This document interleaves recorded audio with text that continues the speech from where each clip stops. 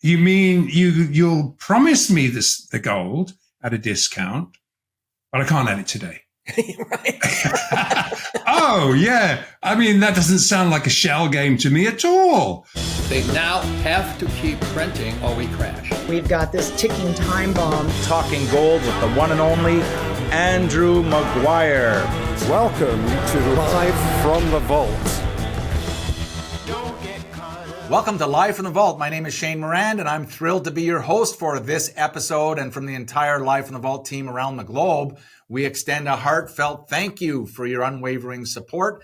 And as you might imagine, our community keeps expanding week by week, and we couldn't be more excited. So, we're in the midst of historic times here, and today we've got the one and only Andrew Maguire in the vault, precious metals expert and whistleblower, and he'll be joined today by a returning guest and by popular demand by you. Of course, it's the one and only Craig Hemke. That's right, Craig Hemke is in the vault with Andrew Maguire, and they're here to talk gold and so much more. So buckle up. This is going to be an exciting and incredible episode, as you know, for all those who requested Craig to come back here. And, Life in the Vault brings you exclusive insights and updates that you simply won't find anywhere else.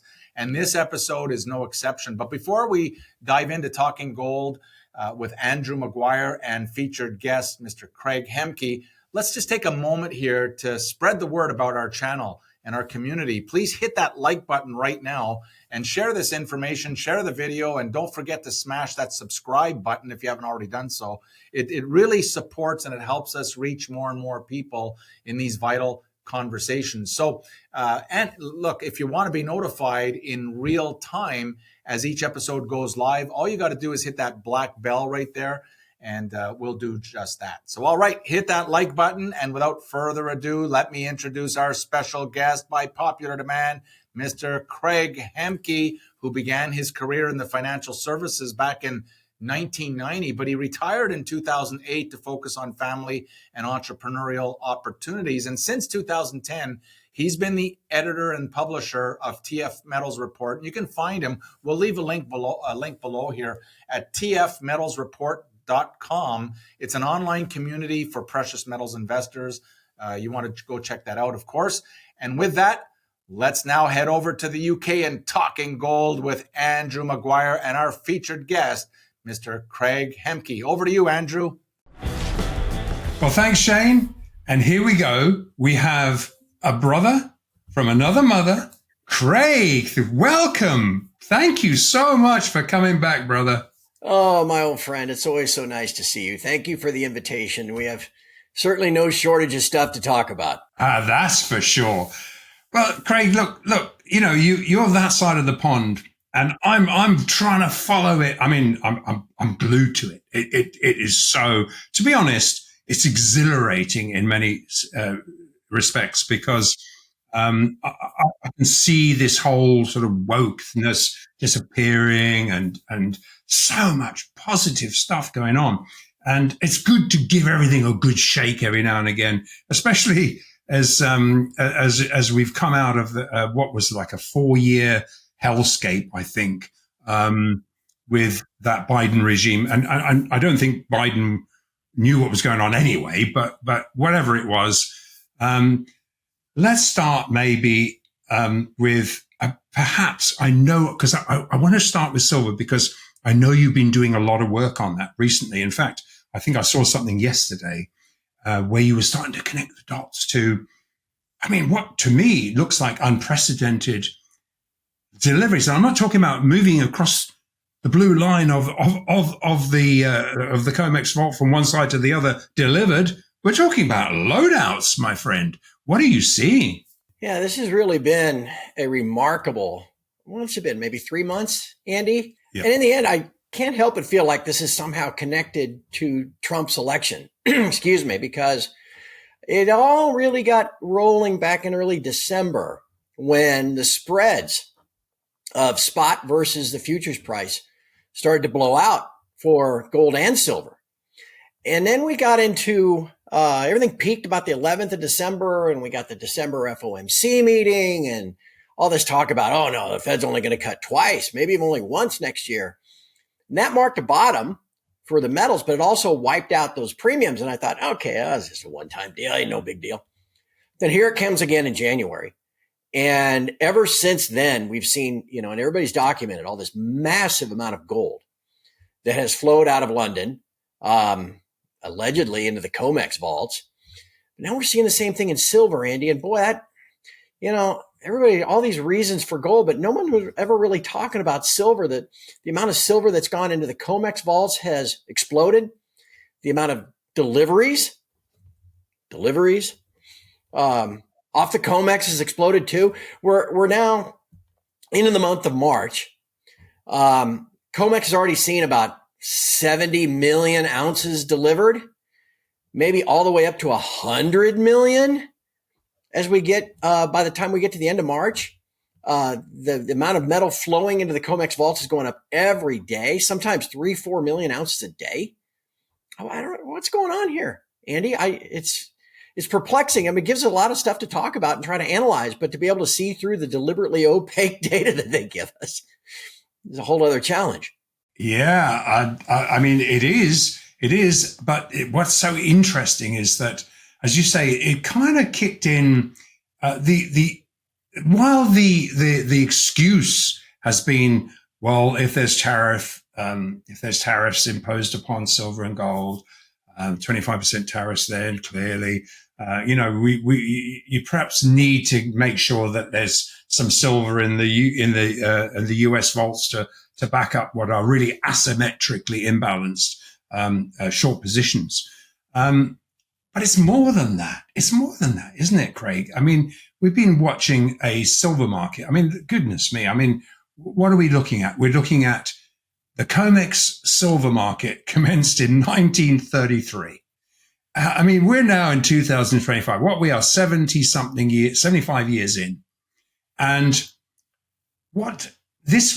it was because it was centralized in this little bubble, this COMEX bubble, that what we call it is this bubble where really it's just you own a piece of the action, but you never invested in any silver. There's gold, same with gold, but which one bit of silver.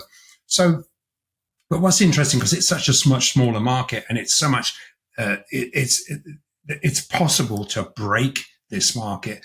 And suddenly we're seeing something, I think from my perspective, what I'm seeing is what used to be centralized in this paper bubble is now being decentralized into the physical markets outside this LBMA CME cartel, basically, where they had enough position concentration to just do what they want anytime they want. And so because I think this is now actually decentralized and hey, unbelievable, Craig. Can you believe it? You actually, in some exchanges, you have to own a bar before you can sell it.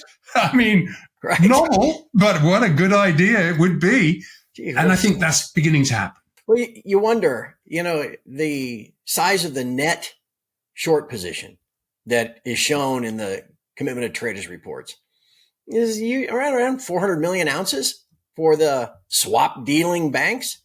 And, it makes you wonder, what happens if there are some delivery demands.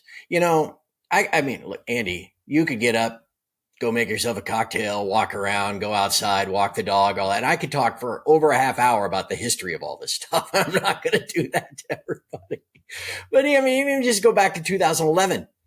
We know from the discussions, and you were at least acquaintances, if not friends, with Bart Chilton and what he shared with everybody right before he passed away about the Bear Stearns short position that JP Morgan took off Bear Stearns' hands in the financial crisis, and how they were under orders to liquidate it, and cover it. They never did because they found they could make money at it. And they ended up short 30, 40,000 contracts, whatever it was, with no physical metal behind it. And they got caught in a short squeeze in 2011. And of course, everybody knows what happens after that. They were saved. Ever since then, they immediately opened a vault. They never had a COMEX vault, but they immediately opened one, rubber stamped to open one. And over the next 7 or 8 years, I have all the records. I tracked it all. The house account at JP Morgan would stop 2,000 contracts of silver here, 3,000 contracts there. And suddenly they had 150, 160, 180 million ounces in this vault that never used to be there. So they've at least built up a position, where if they're forced to deliver it out, and we've seen that here in March, they could.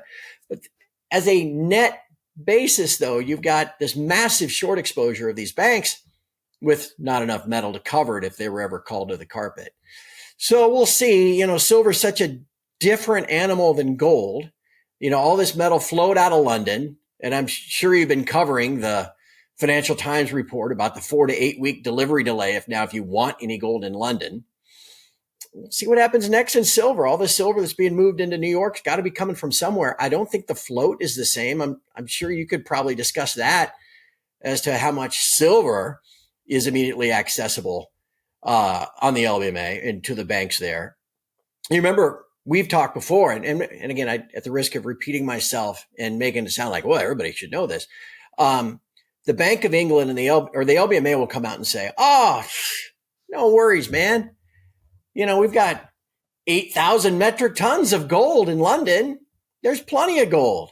Well, wait a second. Why are there's a 2-month delay to get my hands on some? Well, no, it's not that the gold's not there. The problem is 4,500 tons are the Bank of England's gold. Another 3,400 tons are ETF gold that's custodian there. So that shouldn't be up for sale or up, to be lended or loaned. So really the float in London's maybe 800 tons? Now after the combined 3 years of central bank demand of 3,400 tons? Maybe they just don't have any left. And so then you project that onto silver with 700 million ounces of supply deficit over the last 4 years. We may be about to find out they don't have any silver either. And so all of this is all part of the fun as 2025 continues. Yeah, especially as silver's below that critical float threshold for a significant period of time. So there's clearly some shenanigans going on here because now if I want to get size of silver, I look to a refiner and they're saying, well, no, sorry, we're so busy refining gold into 100-ounce bars to ship over to the US. Also kilobar demand that's already backed up and in the hopper already.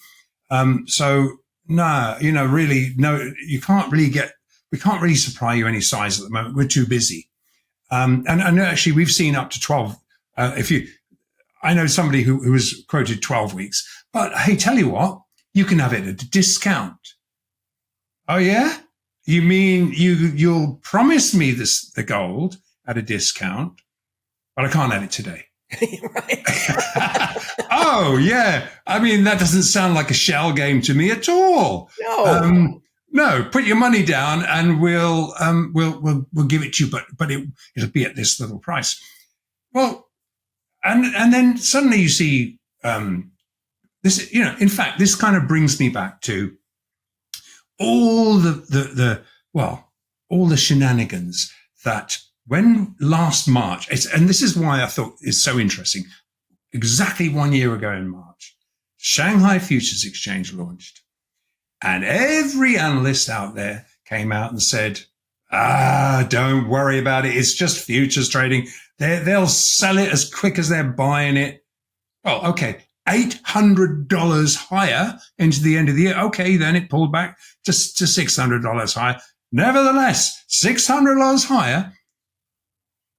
They weren't selling that back. It was just an insatiable demand. So suddenly we've got the same people coming out and calling, oh no, it's a top, another top, and top after top after top is getting called. And top after top after top is getting breached. And I think what's interesting is, and I know you're all over this, is that the people that are making these calls because they look at open interest in historical terms and they figure, look, look, that means that if there's enough open interest now to rinse it back down again. What they're not working out is that the break in correlation between the dollar and bonds and gold kind of started heavily when Basel III NSFR compliance came in on the 1st of January 2023. So anyone out there who is looking at these trend lines, and they're anchored well before then, well, of course they're mispricing it. Of course they think it's going to be, we're approaching a top. Look at the open interest. Well, actually, that's not even that bad anyway. But interesting, isn't it? Because the game's changed. Certainly seems that way. And again, there are a lot of dots to connect here that would help you to understand why gold is breaking out and challenging $3,000 an ounce. You mentioned silver. Again, last May, copper got up to about $11,000 a ton there in London, fell back. So it took silver along with it, you might recall. Copper breaking out again now with all this talk of massive Chinese fiscal stimulus that's coming. As you look at the whole picture, and again, I don't want to make it sound like, so it's all happening tomorrow. But I think we'll be able to look back, not only, at the last 10 years or 15 years or whatever. I'm just saying we'll be able to look back at this year. Sometime, I don't know, later this year, next or whatever, and go, wow, look at all those signs that were there that we just couldn't quite connect the dots because the rug had been pulled out from under us so many times that we were, reluctant to get overly excited. You can see the frazzling, the fraying at the edges of this fractional reserve and digital derivative pricing scheme. Whether it's coming at us because of the record central bank demand for 3 years in a row since the events of March of 2022, it's all connected back to when when the U.S. kicked Russia out of SWIFT, and the EU confiscated and froze all their foreign currency reserves, and all the other global central banks went, whoa, wait a second. They're going to do the same thing to us if we ever get sideways with them. Yeah, it's not coincidence at all that beginning in 2022, we've had these 3 years in a row of over 1,000 metric tons of net central bank demand. So you go back, you look at that, you look at, this kind of just-in-time delivery system that has persisted really since about 2009 or 10, but it goes all the way back to the advent of COMEX futures trading in 1975. The idea that you can discover a price trading these derivatives that are just good as gold. They give you price exposure. You can discover price, and then the banks on the other side of the Atlantic will flow metal into that price kind of just in time to make it look like it's a seamless thing, that you've really discovered the price via derivatives when you should be discovering off of, the physical. Anyway, the fraying at the edges of this system is now apparent again. We saw a little bit of it back in 2020. Andy, you and I were talking about this on a weekly basis, it seemed, back then, when, because of COVID, there were all these logistical issues. They couldn't fly metal across to the U.S., and all that. Remember that COMEX cooked up that contract that you could settle in fractional ownership of London bars? Remember? The shenanigans. To try the enhanced delivery contract. Yeah. And they were just trying to keep the plate spinning, to keep this veneer of normalcy that everything's fine. Okay, well, it kind of worked, right? And gold traded sideways for 3 years. But now again, after all this time, all of this demand, the supply deficit for 3 years in silver, it really, the signs are there that the system is very heavily stressed. This just-in-time physical delivery to this, I don't know, what do you want to call it? Falsely discovered, fraudulently discovered price through the trading of the derivatives. Well, I don't know what might tip it over the edge. You and I have discussed, and as long as we've known each other, that it is physical demand that will break it. That they'll just keep levering and levering what they have. But if what they have is going the opposite direction, eventually the rubber band gets stretched so far that it snaps. Your team at Live from the Vault will recall the video from a couple of years ago about unallocated accounts and how people are going to show up thinking that they actually have gold. and they're going to be told, yeah, no, sorry, give us, 90 days. Well, that's exactly what's happening in London right now. And that's just not me saying that. That's a report from the Financial Times, the veritable Financial Times of London, Andy, on their pink newspaper. So, again, I can't sit here right now and say, so everything's going to blow up, by, St. Patrick's Day. But I do think if this all does start to unravel and the scheme is revealed for what you and I believe it is, a year from now, whatever, I don't know, folks will be able to look back and go, yeah, the signs were there. But we just, we'd gotten rug pulled so many times that we just weren't buying it at the time. So I think my advice to everybody is, while you can still get your hands on physical metal, it's the time to do it. That's great advice. And I think that is, in fact, that's the bottom line of it all. There's, with all the debasement of currencies. I mean, look, Craig, that desk you're sitting at, the desk I'm sitting at, everything I see around me is just going to cost more pounds, euros, dollars to buy next year because of the amount of money printing that's going on. For sure. What is a better wealth protector than physical, as you say, physical gold, physical silver? It can't be debased. It is, we see the COMEX debasing stuff, but that bubble, I think we're talking about this bubble starting to pop, because there you've got, and the perfect example was into First Notice last Thursday. What happened is suddenly, bid pull. Andy, on the 28th of February, I tweeted the chart and said, please just hold on to this chart. 28th of February, last trading day of the month, after prices have been going down all week, getting smashed on COMEX, where it's just paper trading. 28th of February, price of gold just fine. COMEX opens straight down. When did it bottom? 10 o'clock Eastern, at the time of the final PM fix of the month, which you have taught me is the price that is used for all the OTC options in London. So in a stunning development, price gets worked over for about 8 days straight, bottoms out precisely at the final PM fix of the month, 10 o'clock Eastern. It then rallies, bottoms again, but no, not quite as far, precisely at the COMEX close 3 hours later. And then it's been rallying ever since. Again, what astonishes me are the people that have their flag in the ground, man. And they have believed for so long that, oh no, their banks are just benevolent, altruistic market makers. And they run balanced portfolios. They have zero positioning, directional positioning. No. They just make a market. Give me a break. But those people have held that flag high for so long that they can't go back now. And these are those perma bears that you're talking about. They're trying to talk price back, whatever their rationale or whatever their justification is. These are the people that you're talking about. Look, COMEX price, as long as it holds as the pricing structure, is always going to move in a 2-step forward and 1-step back process, where everybody gets all excited. All the speculators, the hedge funds get on the one side of the boat.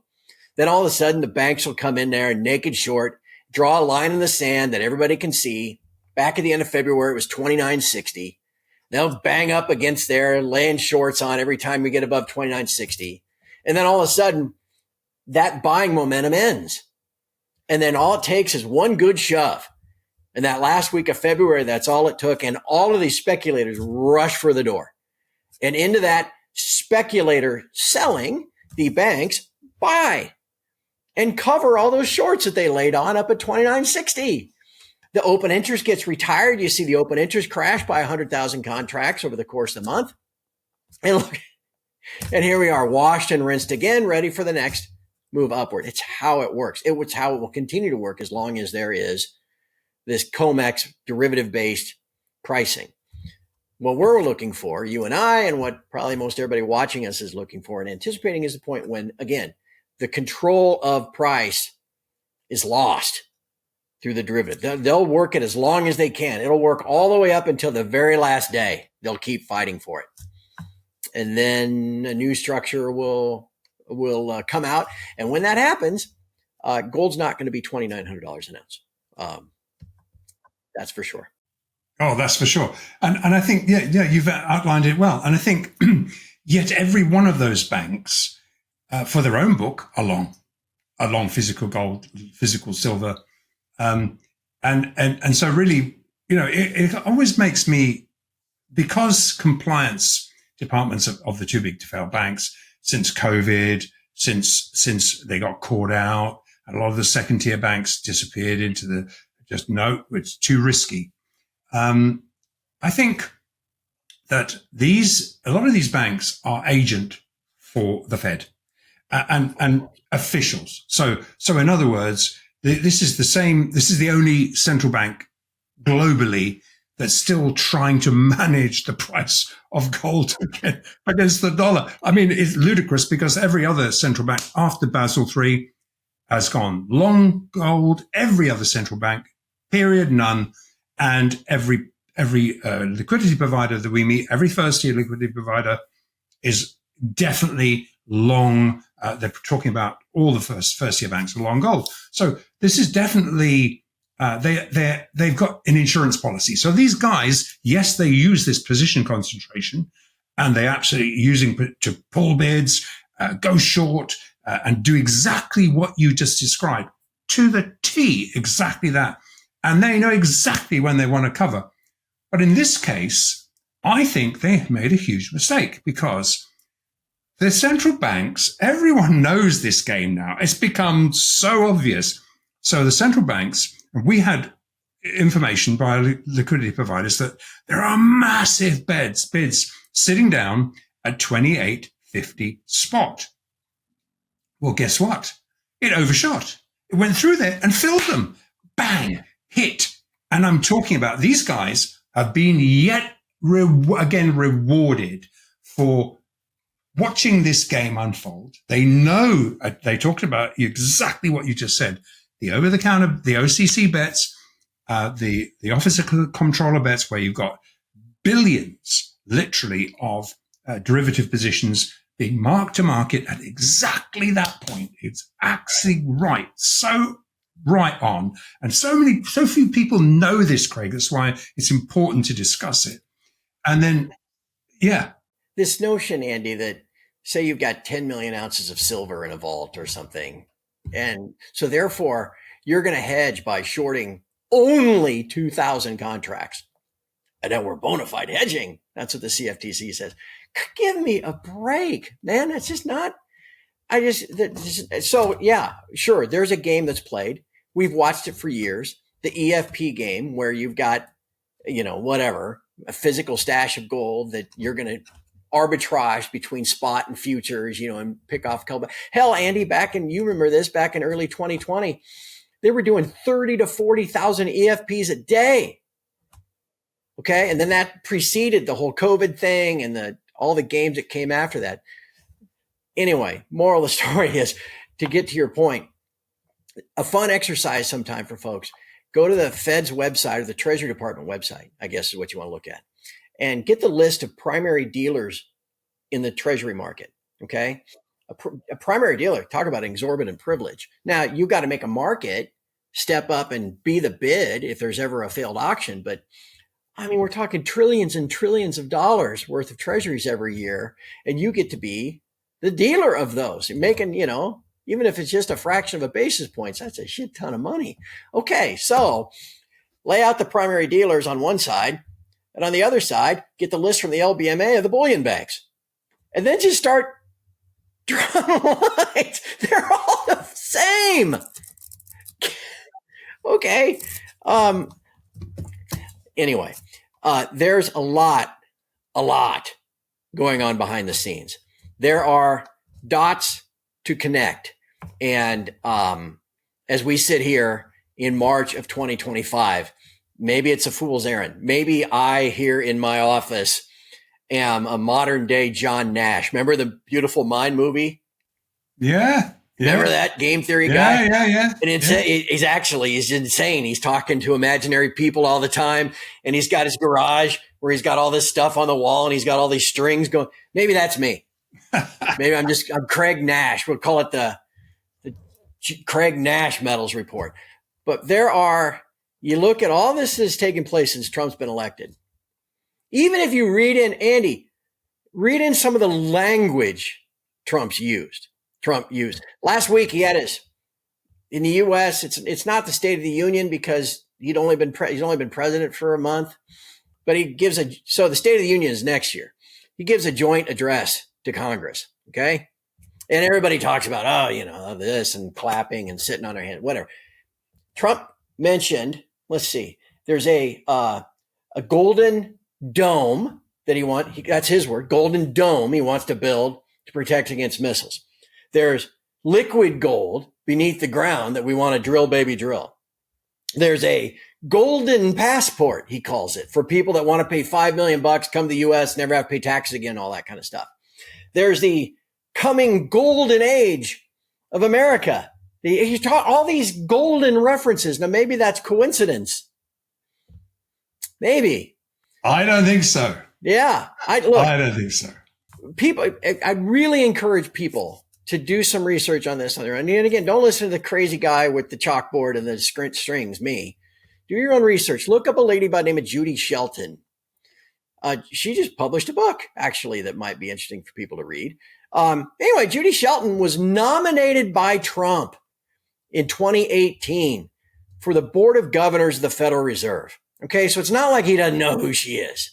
Okay, now her nomination was shot down because she's this crazy gold bug person who wants to go back to sound money. Oh, we can't have that. She's a loon. So anyway, she never made it out of committee. But he knows Judy Shelton, right? Judy Shelton's big idea is to reintegrate gold into the financial system by issuing long-term treasuries that are either backed by, redeemable with, or indexed to the price of gold. We know Trump knows who Judy Shelton. We had Trump referencing all this stuff about gold. We know what's happened to the gold market ever since Trump was elected. We know about all the gold coming back to the U.S. allegedly for tariffs. Okay, fine. Let's think about this. I'm sure have seen, and most everybody watching us saw that clip from February the 3rd, where Trump is in the Oval Office, and you know how he signs his executive orders and he holds them up, and so he's doing one of those deals. On February the 3rd, he was signing executive orders saying he wants to create a sovereign wealth fund. Remember that? Okay.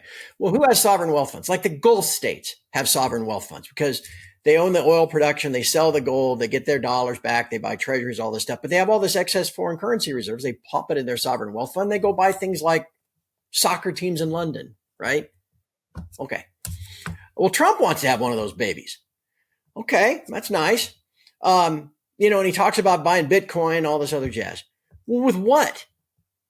I mean, your sovereign wealth fund has a big fat zero in there. You got to put some money in there. If Trump, let's just say, okay, well, I want to put a couple $1 trillion in there. Well, where's that going to come from?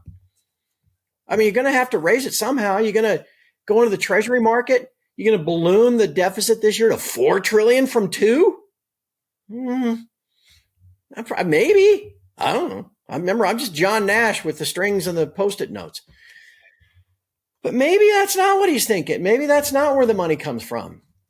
Maybe instead, you listen to your friend Judy Shelton and you issue 50-year treasuries. And through the issuance of those, you take the money that comes in when you sell your bonds, just like your local water district. You take the money and instead of going and buying, redoing the sewers or building a new ballpark, you take that money, you put that $2 trillion in your sovereign wealth fund and you're off and running. Okay, here's a problem with that. Andy, given the fiscal situation of the U.S., if you were to buy, you personally, Andy, a 50-year treasury bond, what interest rate would you demand as a buyer? Oh, I would demand right now, I'd want about 30%. I mean, I don't know. So in other words, that's uncertainty. Okay. Yeah, sure. Right. You have no idea if you're going to get right. Are you going to get your money back? Yeah, maybe. What's the value of the money you get back? Who knows, right? You're going to demand a huge interest rate to compensate you for your loss of purchasing power. At that point, Judy Shelton walks into the room and says, well, wait a second, Mr. Trump. Why don't we get all of our gold back? Maybe audit it at Fort Knox, make sure it's there, like been coming up as well. And then why don't we take that gold and use it to back that $2 trillion in treasuries? Either, index it to inflation so that, now people say, well, we already got TIPS, right? The Treasury Inflation Protected Securities, but those are indexed to the CPI, which we know is a joke. So let's index these 50-year bonds to gold, the gold price, meaning that you buy $1 million worth of those bonds, you might get back $2 or $3 million in principal at the end of the 50 years based on what the gold price does. Now, Andy, what level of interest would you accept from the U.S. government if you knew your principal was indexed to the price of gold? Maybe 2-3%. Yeah, just a little gravy on top. That'll work. That'll work on the balance sheet. That'll work on the flow of funds. You got this 50 years. Trump, Bessent, Judy Shelton, me, you, we'll all be dead 50 years from now, Andy. Okay? That's not our problem. But for now, we raise a couple $1 trillion for our sovereign wealth fund. Now, what if the sovereign wealth fund, I'm really going off on the deep edge. What if your sovereign wealth fund, what if you use that for all kinds of long-term investments? And what if that becomes, in a sense, a sinking fund? Here's another fun thing for people to go look up. Type in Hamilton Sinking Fund into Google and see what you come up with. Alexander Hamilton was the first Treasury Secretary of the U.S. And to retire Revolutionary War debt, he came up with this idea of a sinking fund, which actually has its roots in about 17th, 18th century England. And a sinking fund is, you and I can make a sinking fund for a debt that we have. You just take $100 and put it in your sock drawer every month. You forget about it. And then suddenly you've got $5,000 after a couple of years and you apply it versus your debt. Well, what if you use that sinking fund, or use your sovereign wealth fund, as a sinking fund, and your $2 trillion over the course of however many years grows to $10 trillion. And now you got even more hard assets that you can back even more. Can you see how desperate times call for desperate measures, Andy? Musk and Trump said as much. They said, look, we don't do something about this now. It's out of control. We're at $1.2 trillion in debt service costs. This is how John Nash thinks all this connects. And if that's the case, if that's where they're headed, not tomorrow, year from now, Judy Shelton talks about doing it on the 250th anniversary, of the signing of the Declaration of Independence in 2026, whatever. If that's where they're headed, this kind of remonetization of gold, I'm not sure what it does for price, but price probably doesn't stay where it is. And then every other country looks around and goes, hey, wait a second. That's not a bad idea. And it's just more and more gold that gets taken out of the bank's hands and stresses this system that is currently under a lot of stress. Anyway, I'm sorry.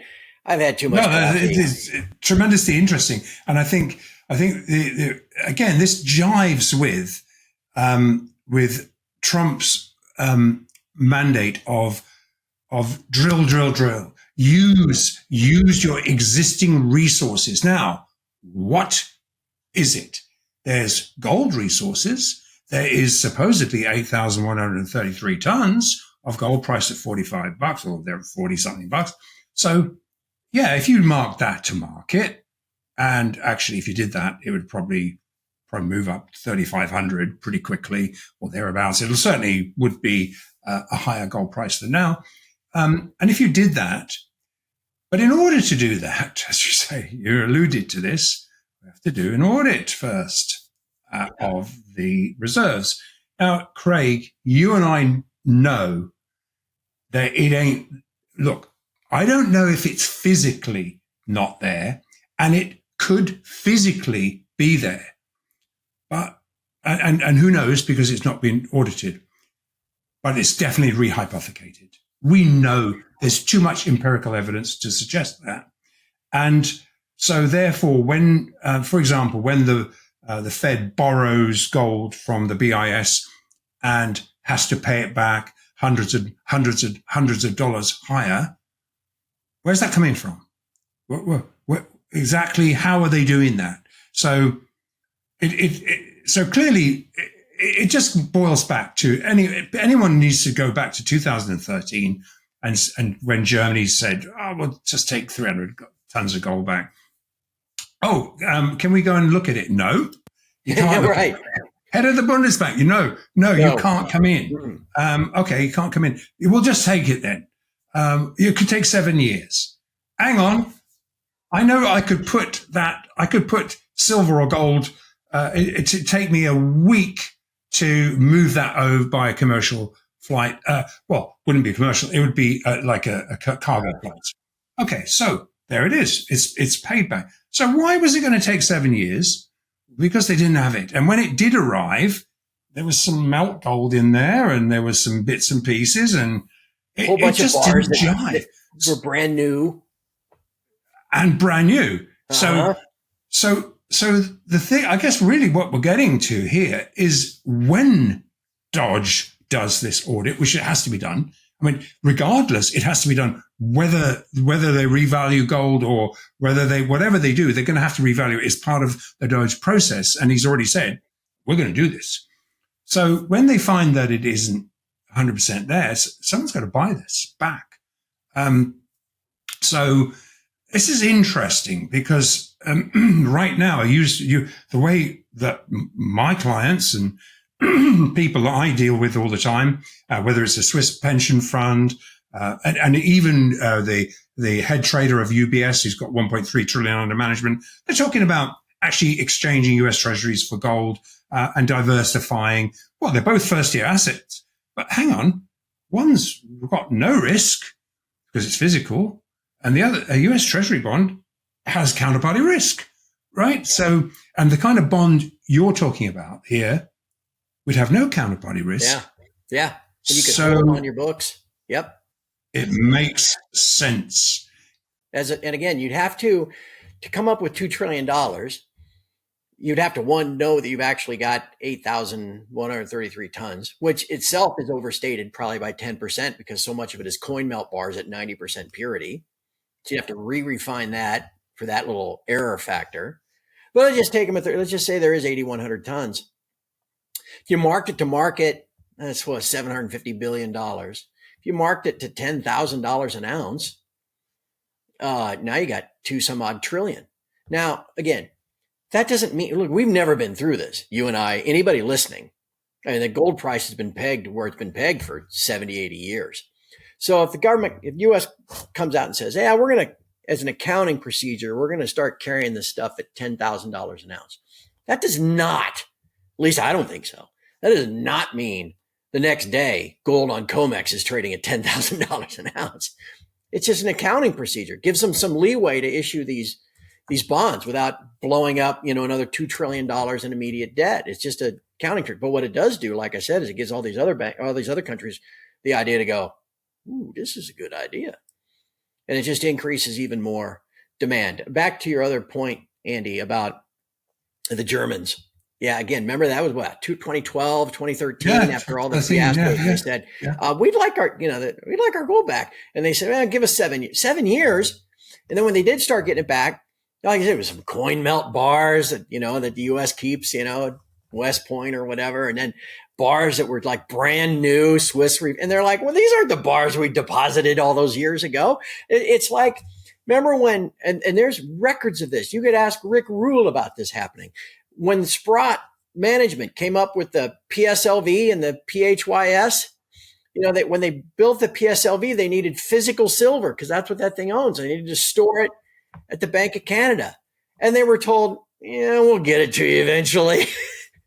I mean, took months for them to get the silver. And by the time they were getting it, again, it was brand new, like 1,000-ounce bars that were minted like the week before. This is all part of that just-in-time delivery system that has held for 50 years, but is now obviously currently being stressed. This idea that metal's moving around the planet because of tariffs, that's a red herring. That's gaslighting. There's so much more going on behind. And like if the U.S. revalues gold at $20,000, I don't even pick your number. Maybe they wanted $30,000 just so they could say, well, 20% of the money supply is, has gold behind. I don't know if that's just an accounting trick. It doesn't mean the price that you and I buy and sell gold at immediately becomes 10,000 or 20,000 or 30,000. But what it does, it's a real eye opener for the rest of the world. And Andy, I'll give you one more thing too. Everybody says, well, they can't, if the price of gold suddenly goes higher, it'll cause this financial catastrophe because, again, you talk all the time about the banks that are net short and all this kind of stuff, and it would be trillions of dollars of losses. Oh, man, that ain't how it works. Remember the Hunt brothers? What they do, they just change the rules, right? I'm full of Google today. Google Maine potato crisis of 1976. Okay. There used to be a Maine potato contract, futures contract. And the big short, the big hedger, the big forward seller, the big supplier to that contract was the Simplot company, which grows potatoes in Idaho, provides them to McDonald's and all that. So they were the big short, and then you had all the other speculators. Well, there was a crop failure. And the Simplots didn't have the potatoes to deliver. So what they do, was there a force majeure and price of potatoes went up 100 times? And no. They just canceled the contract one night. They just said, you know what? We're just going to cash all these babies out right here at this price. It was a massive scandal for like a day and a half, but it didn't change the futures markets. They still just went off on their own. Nobody born today remembers. The only reason I know about it is Ted Butler wrote about it 10 years ago and he's dead. So there's not like, there isn't precedent for just looking at the pricing scheme and going, whoa, this isn't going to work anymore. One day they'll just close it all. The gold COMEX contracts will just be shut down. Everybody will cash settle out. The banks will lose a little bit of money on that day, but not as much as they would if price was suddenly $10,000, that sort of thing. So, I mean, all of this it's not hard to imagine how this is going to sort itself out, Andy. And that it all dates back, all this crazy stuff really got underway when Trump got elected. Sure makes me think that there's something more going on behind the scenes that we're just not privy to yet. Yeah, and I think you were just talking about how easy it is just to change a contract. Now, that's what happened to the Hunt brothers. I mean, the mistake they made, which all the other Asian, Indian, Chinese banks, central banks are not making, is that when you load out something out of the COMEX, you can't make a rule that says, no, you can only sell now. You can't buy anymore. So, which is pretty much all they did overnight. Just, you can no longer buy, you can only sell. Well, obviously, from down it goes. Well, but it's being loaded out. And I think, so you've got supply. We started by talking about silver. So you've got supply shortages in London. You've got a 4-year supply deficit. It's not getting better. And so where's this going to come from? So clearly there's a problem here. And now that we talked about how it used to be able to be centralized in this paper bubble, it's now decentralizing itself into physical markets. And silver's a great example because it's small enough to see, talk about position concentration, easier to track position concentration and issues with EFP spreads widening and all those kind of things in silver than it is in much larger markets. Two other things on this notion of what happens from here. Again, think of it from the historical perspective. The last time gold was revalued officially by the U.S., it was the holders of physical metal that got really screwed over. They had to turn it in for $20.67. Okay. And then the government said, no, actually it's worth 35. and then up to 42. So the physical people were the ones that got really screwed. This time, we're going to stand that on its head because the physical holders are going to be the one that benefits the next time. It's the fake gold holders, the people that, it's just as good as gold. Stanley Druckenmiller, that buys the GLD, or whatever. It's the fake gold holders of the derivatives and the unallocated accounts and the ETFs. They're the ones that are going to take it in the shorts this time. It's going to stand on its head. This time, we will benefit. All of us with physical precious metal that had planned ahead, that could see this coming and took action to protect our financial future, we will be the ones that will benefit. And the holders of all the phony baloney, plastic banana, good time rock and roll futures contracts, they're the ones that are going to see the rules change. The holders of the ETFs are going to be the ones that go, wait a second, I thought there was supposed to be full backing of these things. They're the ones that are going to be penalized. I mean, that's a wise place to end. It's about physical, and it's about owning physical. And I think, every single first-year liquidity provider that we face are all saying, and they're exposed to all the major banks, and they're saying, look, all the banks are long, and because they're anticipating it's going to cost more dollars, pounds, euros, yen, whatever, to buy the same ounce of physical gold or silver. So, and that's why it only leaves one question in my mind when we're talking to people is how well are you positioned to protect your wealth then? That's the bottom line of it. And Craig, you are a big advocate. All the years I've known you, you've been a big advocate of physical. Don't, in other words, you help shine a light on the game so that people they're not so confused. Okay. I get why that goes down. I get why. And then I think I know the other thing that you've said is average in. If someone had done that, when did you first start in your TFM report? The site began back in 2010. I started writing 2008. 15 years ago. Yeah, right. And it's always been about the math. I've never been, the COMEX is going to, and I sure don't want anybody walking away from this interview thinking, so therefore you better make sure because you got some metal by the end of March, because I just know it's going to happen eventually. I know the math is the math. We've always called it the end of the great Keynesian experiment, where all debt-based fiat currency systems all get devalued and then devour themselves. And we're headed down that same path. And this idea that Trump is going to, try to, lob a few Hail Marys to try to save the day and prolong the system. Okay, fine. But again, the math is the math, and it's exponentially out of control. Another $2 trillion. We're on pace to do $2 trillion in debt this year. All this Doge stuff. Well, we're going to cut a couple $100 billion here. Okay, that's nice. But that's the only thing driving the economy forward. Every dollar you cut's going to cut GDP, and then you're in a recession and your tax receipts are going to fall, and you're going to be the exact same spot from a net deficit standpoint. So we own gold. We buy it. You buy it on the dips. You just keep socking it away, burying it at the bottom of the creek, all that kind of stuff we talk about. You just prepare for the certainty of this. And I just don't know when that, and I'm never going to sit here and say, it's coming by next Tuesday.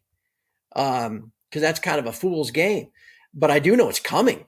I mean, I've always been certain. And that's why, we've been doing this for so long, is because the message just stays the same. Just keep preparing. Be ready. Don't let it be caught flat-footed like 99% of the rest of the world out there. Well, all I know is for absolute certain, my pounds, euros, dollars, whatever, are going to buy me less every single day.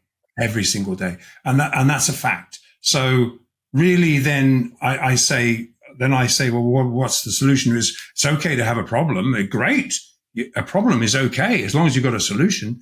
And there is a solution. So I think even though all those people that kick themselves for not buying Bitcoin when it launched, I mean, this is it's not too late if you haven't got any gold or you're still averaging in.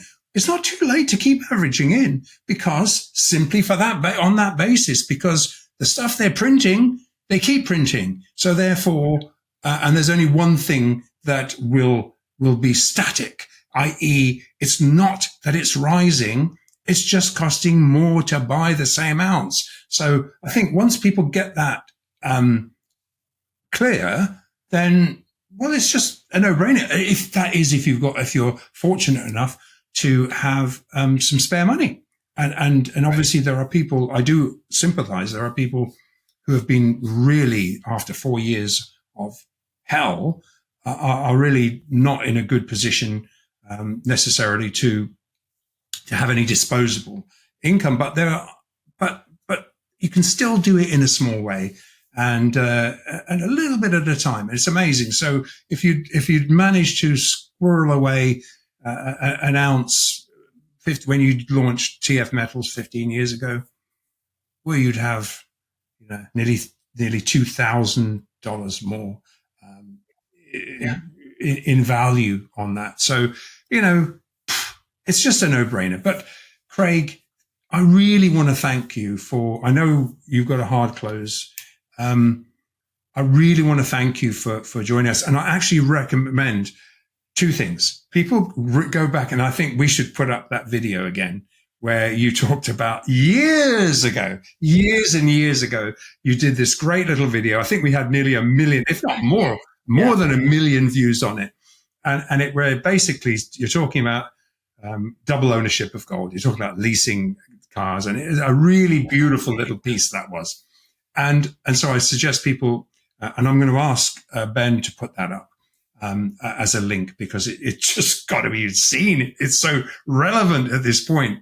But I would also suggest people do come and land on your site, come and join your group. You have a great group of people there, great discussions going on, relevant stuff going on, all this kind of stuff.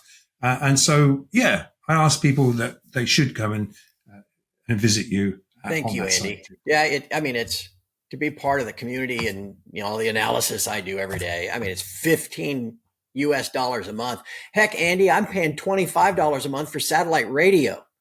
So I think it's a pretty good bargain. So anyway, I encourage everybody to, and if I were to just sum up, just leave everybody with a thought, gold and silver are priced, and the gold silver ratio is 90 to 1 and all this stuff. And it's all because they're priced as if the metal is abundant. Okay. What's abundant are the derivatives of the metal. All this good as gold crap, the unallocated accounts, the ETFs, the futures accounts, the forward contracts, all that's what's abundant. The actual metal is not. And that it's being shown to you that right now with the delivery delays and all the metal silver's being flown into the US and all this kind of stuff. People ask me, what's the true price? I have no idea. I don't know. Because the price is a fraction. It's dollars per ounce. Well, we don't know how many ounces there are. How many ounces are there with clear title that you can actually get your hands on? I have no idea. So if we don't know what that denominator is, how are we supposed to know what the price is? We have no idea. All I know is it ain't $2,900 and it's not $32 for silver. And so protect yourself, own this stuff for your financial protection against the madness, the end of the Keynesian experiment, the total endless destruction of your purchasing power. But also own it, because when the world finally does figure out, then there's far less actual clear title, clear provenance metal than is you're led on to believe. That's going to be quite a boon for everybody too. So own your physical metal and prepare for everything that's coming. Listen to lunatics like me try to connect all the dots, and then just wait. I know a lot of people have been patient, waiting for years. Don't give up now, man. Don't give up now. We're getting real close.